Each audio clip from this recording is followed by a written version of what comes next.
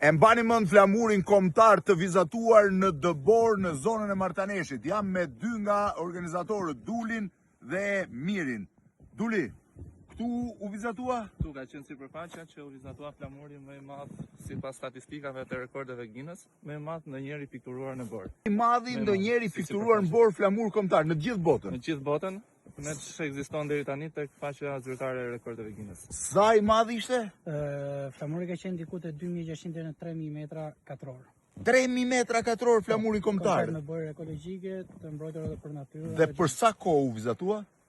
Rreth 2 ditë. 2 ditë e pak punë. 2 ditë e pak punë. Në këtë zonë këtu, pra flamuri kombëtar u vizatua me bojra ekologjike. Duli, pse zgjodhët këtë zonë këtu? Faktikisht ishte rastësi, sepse fillimisht do të shkonim në Kukës ta realizonim.